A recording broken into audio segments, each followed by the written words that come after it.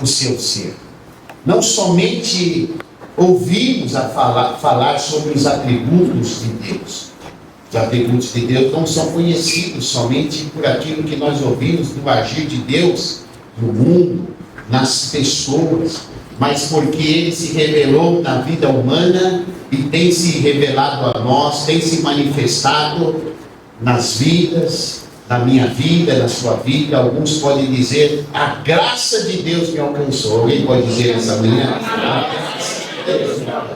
Alguém pode dizer, a misericórdia do Senhor tem sido colocado todos os dias na minha vida. Eu fui curado, eu fui liberto, eu fui salvo, né? Deus operou um ato miraculoso na minha vida. E Deus é assim, ao longo da história da humanidade e na nossa existência, Deus sempre está agindo, Deus sempre está se revelando. E muitos têm dado testemunhos de Deus, dos atributos de Deus, do que Deus é, porque justamente Ele age na vida humana, justamente porque Ele age na nossa vida, irmãos. Deus é eterno, Ele é indestrutível, mas nós temos que nos atentar que Deus tem um inimigo. Esse inimigo não consegue destruir Deus. Deus, né, é eterno, indestrutível. Esse inimigo nada é diante de Deus. Mas esse inimigo, ele quer trabalhar para apagar Deus nas mentes e nos corações das pessoas, através da descontinuidade dos testemunhos dos fiéis que lhe servem e têm recebido dos atributos da ação e do agir desse Deus. Porque ao longo da história, meu querido, sempre houve essa guerra. Deus querendo agir sobre a vida humana, mas o inimigo querendo impedir de se agir para que Deus não se revelasse. E houve, irmãos, pessoas que na humanidade, talvez em proporções diferentes, mas agiram com maldade, com corrupção, com mentira, com desonestidade. Existiram pessoas e povos que se opuseram totalmente a Deus. Existem pessoas que não creem em Deus. Existem pessoas que perseguem aqueles que acreditam em Deus. Sempre houve essa resistência, essa oposição, irmãos, a Deus e ao povo de Deus. Também houve na humanidade aqueles que alegam às vezes ser seguidores de Cristo, mas na verdade, na hora da prova, na hora das circunstâncias, acabam abandonando a fé. Sempre houve crentes também fervorosos, mas mornos e frios. Essa é a história da humanidade e da relação com Deus. Mas louvado seja Deus, engrandecido a Deus, porque em meio a todos isso, sempre houve os remanescentes. Sempre houve aqueles que permaneceram fiéis e deram a continuidade da história de Deus, de um Deus maravilhoso, de um Deus glorioso, meus queridos. E os remanescentes, de maneira bíblica, frequentemente são associados àqueles que servem ao Senhor de maneira fiel, que guardam os seus princípios, os seus mandamentos, irmãos, que permanecem firmes mesmo quando o mundo ao seu redor, mesmo quando a maioria abandona, desvia, né, o caminho certo, o caminho de Deus preparado para os homens. Esses remanescentes são vistos como o restante, o pequeno diante de um todo, o pequeno diante da maioria, irmãos, mas que permaneceram inabaláveis em meio às provações, em meio às injúrias, em meio às circunstâncias, porque decidiram, irmãos, serem guardiões. Decidiram ser aqueles que iriam guardar o bom costume, os bons princípios da verdade, trazer a luz, irmãos, para aqueles que estavam em trevas, guardar o conhecimento de Deus e transmiti-los à próxima geração. Os remanescentes são esses. Paulo mesmo disse aqui que os remanescentes ficaram para completar e abreviar a obra de Deus em justiça. E se não fossem os remanescentes, o povo de Deus teria se tornado como Sodoma, feitos como Gomorra, irmãos. Vê, sabe, o efeito que um remanescente tem na sua geração e nas próximas gerações. Para quem não sabe, essas duas cidades foram condenadas e destruídas por Deus por causa da maldade, por causa da imoralidade e promiscuidade. Foram desaprovadas por Deus e Deus destruiu essas cidades. O apóstolo Paulo não está falando desse agir só lá na antiguidade, mas é um Deus que permanece o mesmo e que olha para a humanidade, olha para o seu povo, olha para a sua igreja e quer encontrar remanescentes, aqueles que na verdade, representam a esperança, a luz. Os remanescentes são esses, representam a luz no fundo do túnel, para aqueles que não enxergam, para aqueles que estão nas trevas, aqueles que vão ser direcionados à verdadeira luz, a Jesus Cristo. Os remanescentes são pontes, são transmissores da verdadeira luz. Jesus falou: eu sou a luz do mundo, mas vocês também são a luz do mundo. Vocês são o sal da terra, irmãos. Os remanescentes são necessários, porque eles passam a conhecer aqueles que precisam que existe um Deus disposto a ajudar aqueles que não têm mais esperança. Existe um Deus que tem as mãos estendidas. Existe um Deus gracioso. Existe um Deus que está disposto a se colocar junto para mudar histórias caóticas, histórias em que o inimigo está colocando a destruição. Porque o inimigo, o diabo, veio para matar, roubar e destruir. Mas graças aos remanescentes, a luz vem. E aquele que não veio para destruir, mas aquele que vem para também dar vida e abundância, se manifestar nessas vidas. Os remanescentes levam Jesus. Os remanescentes levam a palavra de Deus. Só que os remanescentes não são aqueles que simplesmente se dizem fazer parte do povo. Os remanescentes não são somente aqueles que dizem ser seguidores de Cristo. Os remanescentes são aqueles que não somente declaram em servir o Senhor, mas se diferenciam. Glória a Deus. São aqueles que vão se distinguir da maioria que acaba dizendo que está servindo ao Senhor. Mas o que marca verdadeiramente a vida, o que marcaram, as vidas dos remanescentes que vão ser salvos, lá em Apocalipse fala que os remanescentes vão ser salvos dentre uma grande multidão. Primeiro, o que os remanescentes tinham como marca? A confissão verdadeira da fé, da crença em Deus. Os remanescentes não foram e são aqueles que somente declaram servir ao Senhor. Os remanescentes não se prostram. Os remanescentes são inflexíveis, irredutíveis, inegociáveis quanto à fé, quanto aos seus princípios, quanto à sua crença. Eles não cedem moralmente e espiritualmente, mesmo quando são impostos sobre ele a perda da vida, a perda dos negócios, a perda dos cargos, a perda de famílias ou de amizades. Os remanescentes são inflexíveis. Eles não negociam a fé. E eles têm essa confissão, irmãos. Essa confissão. Não somente em palavras, mas em ação. Sabe quantos judeus existiam na época de Daniel, quando o povo de Deus, por permissão de Deus, porque existia rebeldia, Deus queria trazer uma lição no povo. Eles foram levados a Babilônia. Você sabe quantos existiam?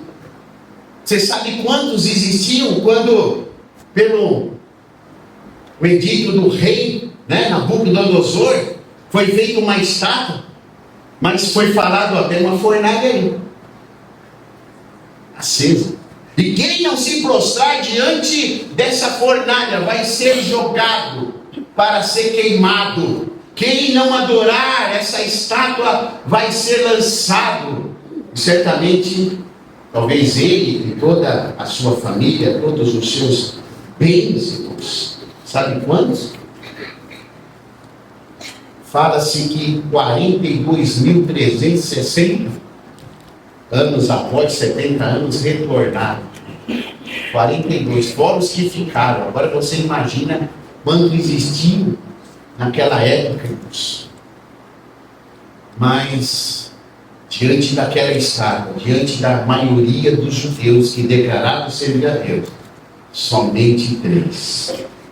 Ananias, Misael e Azarias, Sadraque, Mesaque e Abednego, permaneceram inabaláveis, não se prostraram, ficaram firmes na posição, mesmo que eles fossem jogados na fornalha de fogo ardente, porque servir verdadeiramente a Deus, ter confissão de fé verdadeiramente a Deus, independe se vai morrer, independe se vai perder alguma coisa, é firmeza, é inegociação.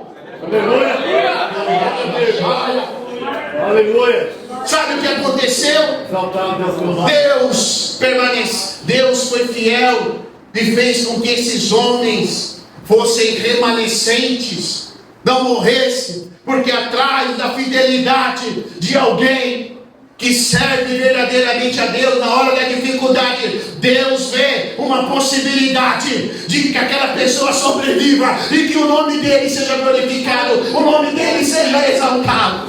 O rei Nabucodonosor jogou-os, mas ele olhou e lá na fornalha tinha um homem semelhante aos filhos dos Deus, que estava caminhando com Sadraque, Mesaque e Abednego, e disse: filhos do Altíssimo, vem para cá, vem para cá. O que aconteceu? Vocês foram fiéis, os outros se prostraram diante dos deuses. Existiam povos, existiam governadores, existiam outras nações ali, e cada um com seus deuses, mas nessa hora, por medo, muitos povos deixaram seus deuses de lado para se prostrar diante da estátua de Nabucodonosor, mas existiam 3 fiéis que serviam ao Deus verdadeiro.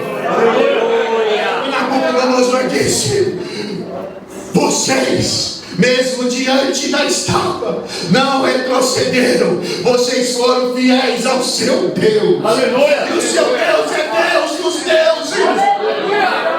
Eu vou fazer um decreto que ninguém fale mal do Deus de Sadraque, Mesaque, Abednego, porque é o Deus verdadeiro, é o Deus dos deuses, é o Deus que livra da fornalha.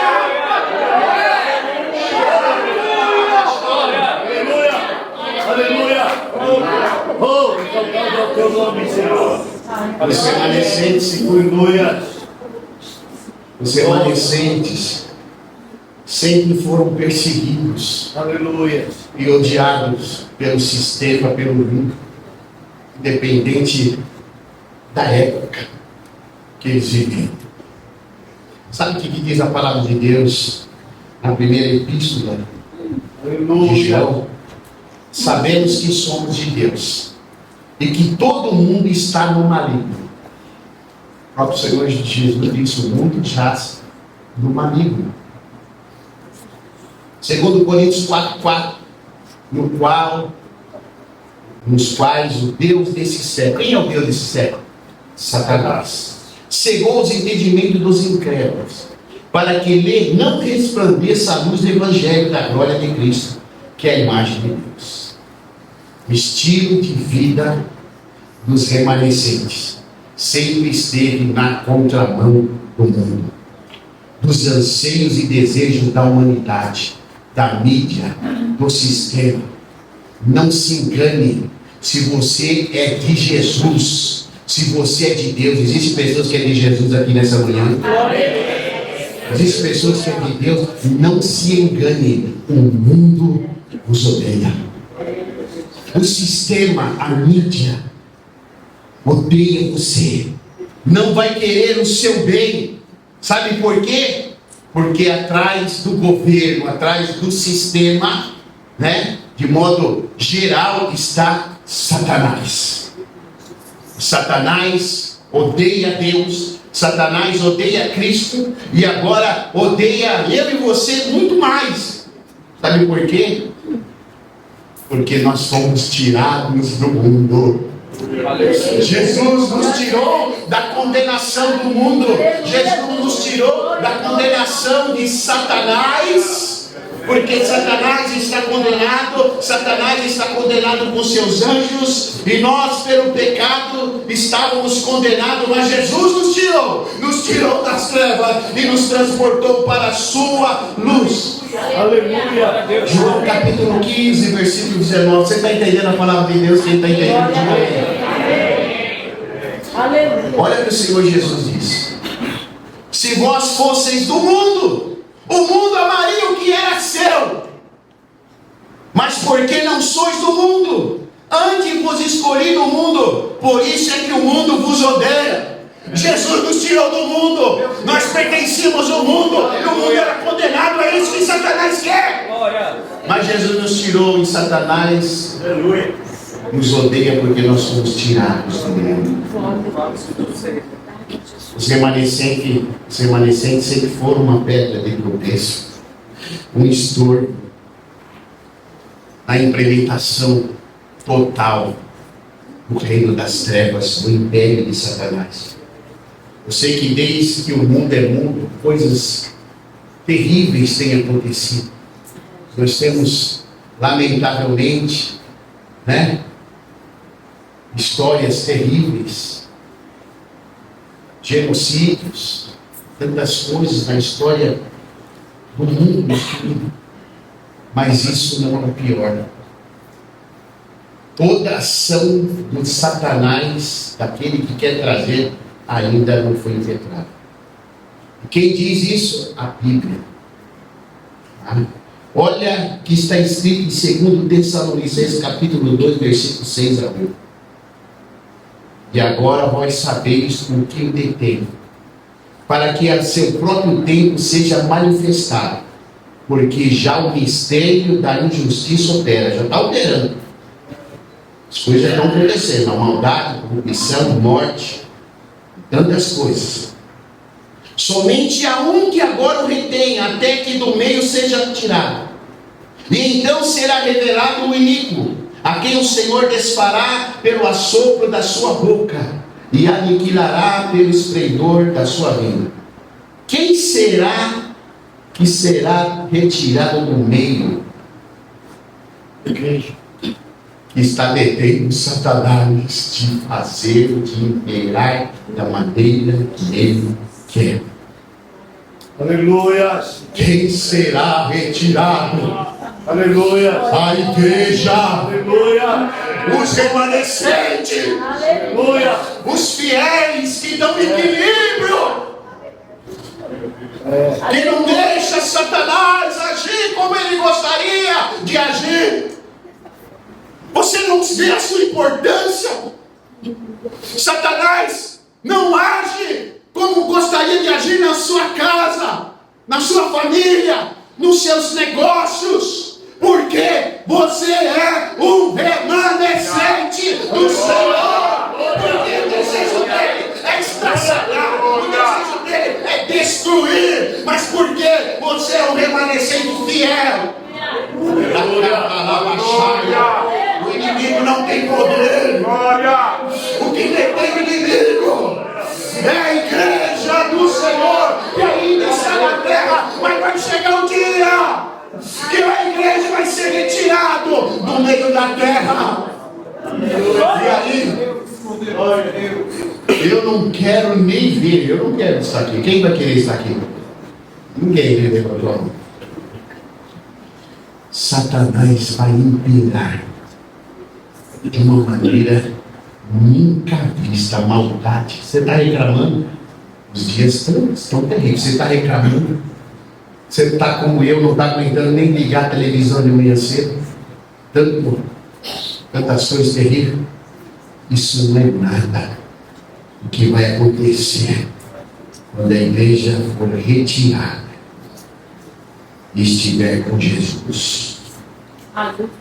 Por isso o cristão é conclamado a não amar o mundo. Não ame o mundo. Se você quer ser um remanescente, se você quer ir verdadeiramente para a glória do Senhor, não ame o mundo. A palavra de Deus: não ameis o mundo, nem no que no mundo há. Se alguém ama o mundo, o amor do Pai não está nele. Porque tudo que há no mundo, a concupiscência da carne, a concupiscência dos olhos e a soberba da vida, não é do Pai, mas do mundo. E o mundo passa, e as suas concupiscências, mas aquele que faz a vontade de Deus permanece e permanecerá para sempre. Aleluia! Glória a Deus! Tem muitos crentes, amigos do mundo, tem muitos pastores, tem muitos apóstolos, tem muitos mestres, simpatizantes de ideologias do mundo, malignas, carnais. Tem muitas igrejas aderindo e trazendo o mundo para dentro da igreja, no objetivo de crescimento, querendo abraçar o mundo, está abrindo as portas e trazendo o mundo para dentro da igreja. Irmãos, com todo respeito, é uma felicidade, irmãos. Se vocês percebem quantas vezes eu olho para trás durante o culto, eu sei exatamente quando cada ovelha está sentada. Eu olho umas 5, 6 vezes aqui, irmãos. Por que aquele irmão não veio? Por que aquela irmã não veio? A gente tem essa preocupação, Senhor. Mas com todo o respeito que eu tenho por vocês sabem a respeito disso, irmãos. Igreja não é clube. Igreja não é associação de amigos de bairro. Igreja é a Assembleia dos Santos, aqueles que são amados, amigos do sangue do Cordeiro. Aqueles que são santificados. Glória. É a Assembleia dos Santos. Aleluia. E há pessoas confundindo isso, meus queridos. A igreja não é um lugar para ter uma palavra de autoajuda. Eu sei que a palavra de Deus sempre está a nos ajudar, mas não é uma palavra que vai massagear o nosso ego, mas é uma palavra que vem do trono de Deus para nós. É a palavra do Deus que está conosco, é o Deus que quer nos levar para os céus. Aleluia. Os remanescentes, independente da época que viveram e vivem, não se amoldam ao mundo. Paulo, na sua carta aos Romanos, capítulo 12, ele diz: rogo-vos, pois, irmãos, pela compaixão de Deus, que apresentei os vossos corpos em sacrifício santo e agradável a Deus, que é o vosso culto racional. E não vos moldeis, não sejam semelhantes ao mundo, mas antes transformai-vos pela renovação do vosso entendimento, para que experimenteis qual seja a boa, agradável e perfeita vontade de Deus. Nós estamos no mundo. Jesus disse: vocês estão no mundo, mas não são do mundo, porque o mundo jaz no maligno. O mundo já está, o príncipe das trevas, aquele que quer governar, já está no mundo.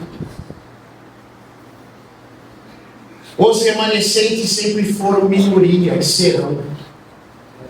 E isso nunca foi problema para eles, irmão. Nunca foi. problema com o remanescente? Olhar assim, eita, olha, pode ser que eu vou perder alguma coisa, mas deixa eu ver se a maioria vai perder também. Porque conforme a maioria eu vou agir. Os remanescentes nunca olharam se a maioria ou se alguém iria seguir os irmãos. Porque não é a quantidade que enche os olhos de Deus, nem move o coração de Deus para agir em favor daqueles que são fiéis. Ainda que Israel seja como a areia do mar, só o remanescente será salvo. Aleluia. Quantidade é excelente. Estamos trabalhando para que essa igreja não caia, mas de pessoas que verdadeiramente querem ser transformadas, lavadas e remidas no sangue do Cordeiro. Não é só quantidade, é qualidade. Você é minoria? Você é minoria no trabalho? Você é minoria na escola? Na parentela? Mas é um remanescente? Continue firme. Não negociando princípios. Continue firme conforme os padrões bíblicos, não humanos. Sabe por quê? Deus vai te honrar. Deus vai te abençoar. Mas não seja vergonha. Muitos serão chamados, mas o que? Poucos serão escolhidos. Esses poucos são os remanescentes. Os remanescentes sempre foram distintos aos olhos de Deus pela aversão ao pecado, porque sofreram em ver a corrupção e maldade das pessoas. Quando você vê a maldade, quando você vê o mundo, o que você sente? Somente um senso de justiça? Às vezes eu acabo sonhando que eu sou um super-homem, um herói para fazer justiça, mas não é isso. Nós temos que chorar, lamentar pelo mundo. Lá em Ezequiel capítulo 9 está assim: e disse o Senhor, passa pelo meio da cidade, pelo meio de Jerusalém, e marca com um sinal as testas dos homens que suspiram e que gemem por causa de todas as abominações que se cometem no meio dela. Ezequiel teve uma visão e viu homens, e alguns com foice, e havia até um escrivão, e havia um homem de língua, e falou esse homem de língua: vai e mata todos, mas aqueles que tiverem a minha marca, você não mata. Sabe por quê? Porque eles gemem por justiça, porque eles têm aversão ao pecado, eles não se conformam com o mundo e pedem transformações. Esses são os remanescentes que gemem diante do trono de Deus, que suspiram por mudanças, que venham cessar o agir de Satanás em muitas vidas. Intercede por Deus ao mundo que caminha passos largos.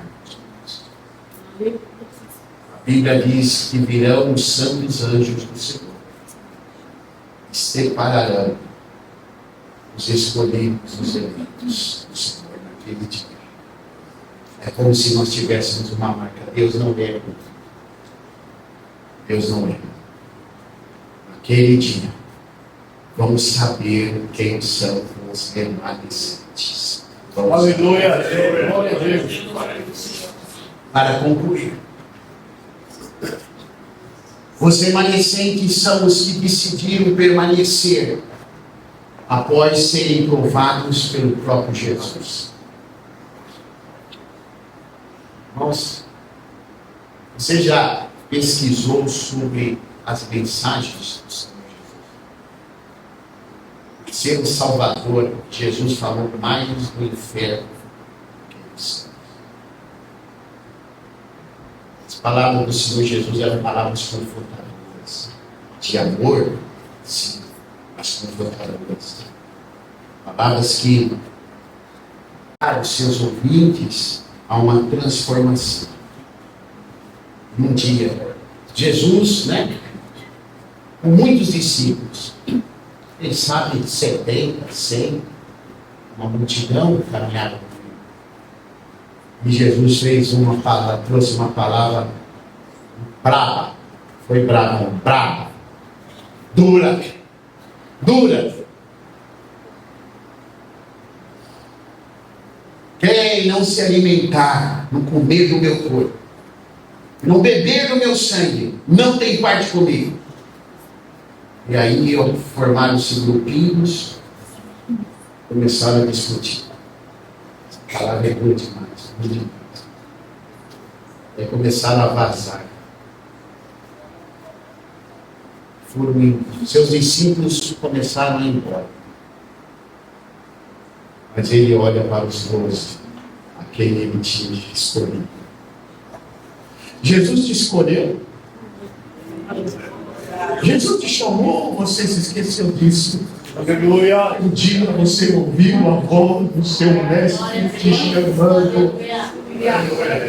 Jesus chamou os improváveis, aqueles que não poderiam, que foram recusados, né, pela teologia, a escola teológica da época. Mas Jesus chamou pelo nome. Mateus, venha, segue-me. Jesus me chamou um dia. Jesus te chamou um dia. Aleluia. Segue-me. Aparecido, Maria, Dani, Francisca, Silvana, segue-me. Eu sou o Senhor Jesus. Segue-me. Aleluia. Aleluia. E Jesus se voltou para os 12 e falou: e vocês querem ir embora? Você pensa que ele falou assim bonitinho? Ei, vocês querem ir embora? E vocês querem ir embora? Vão! Quem quiser ir embora, vão! Mas Senhor, para onde iremos nós? Só o Senhor tem verdade. E temos visto e reconhecido que Tu és o Cristo, o Filho do Deus vivo. Não tem como deixar mais agora o Senhor. Nós sabemos que Tu és o verdadeiro. Nós sabemos que Tu és o Filho de Deus. Você sabe que Jesus é Filho de Deus para a sua vida. Para a sua vida.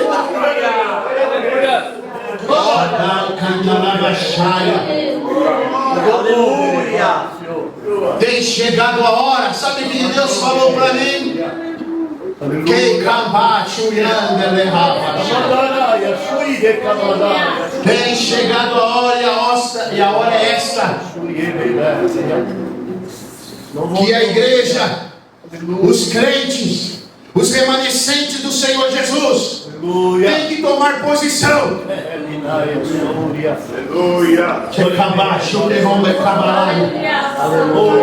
Não pode ficar inquietos, calados.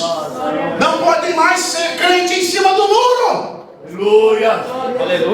Deus não vai aceitar esse posicionamento, e nem tem aceitado o posicionamento da igreja de hoje.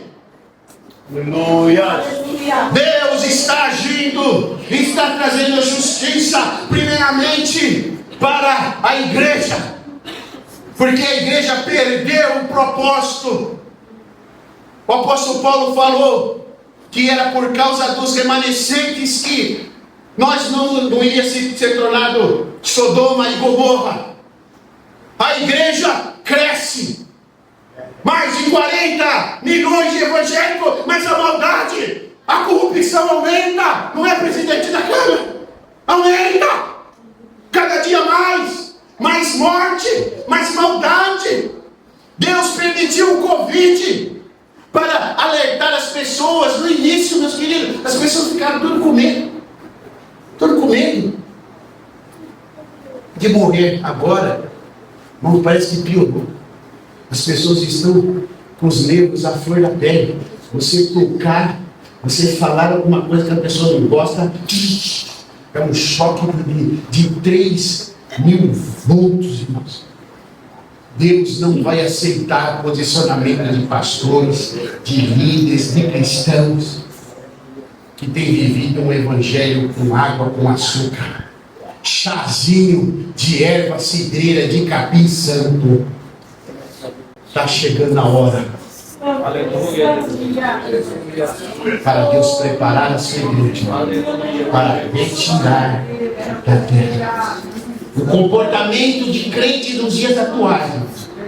O cristianismo de hoje é uma ofensa, uma vergonha àqueles os quais pela fé, está lá em Hebreus capítulo 11, fecharam a boca dos leões, apagaram o poder do fogo, escaparam do fio da espada e da fraqueza tiraram força, tornaram-se poderosos na batalha e puseram em fuga exército estrangeiro, foram torturados e recusaram a ser libertos, para alcançar uma ressurreição superior. Outros enfrentaram zombaria e açoites, outros ainda foram acorrentados e colocados na prisão, apedrejados, cerrados ao meio, postos à prova, mortos à espada, andaram errantes, vestidos de pele de ovelhas e de cabras, necessitados, afligidos e maltratados. O mundo não era digno deles.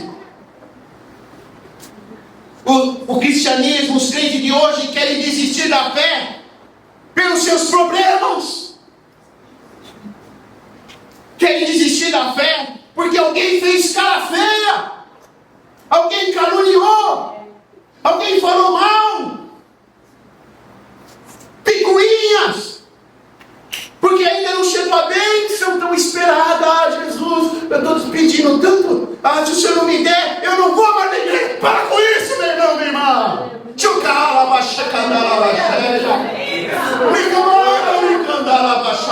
Que crente é você? Que confissão de fé é essa, meu irmão, minha irmã? Não querem estar submissos a autoridades colocadas por Deus.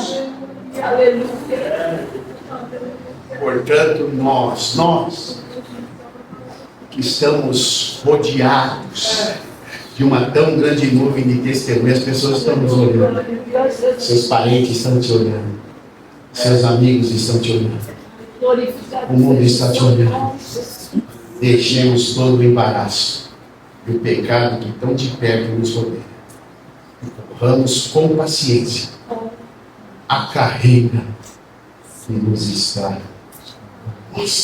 Aleluia. Oh, aleluia. Põe-se em pé para o Senhor Jesus. Glórias a Deus. Glórias a Deus.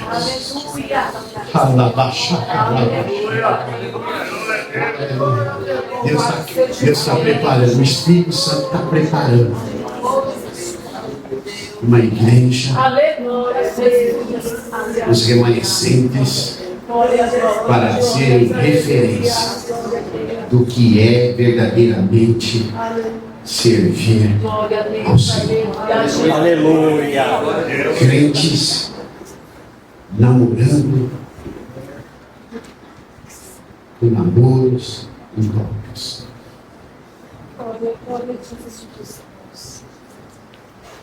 Pessoas se enfiando em negócios em que Jesus não está. Já fui avisado. Fui avisado. Os remanescentes foram aqueles que se abdicaram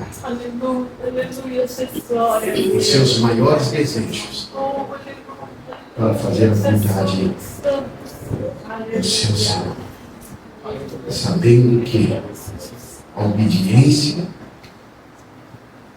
vai trazer benefícios maiores do Senhor.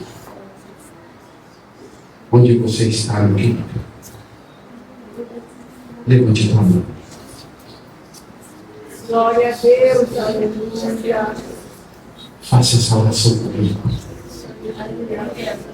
Fale com Deus. Declare a Ele que você é um remanescente, que Ele pode contar contigo.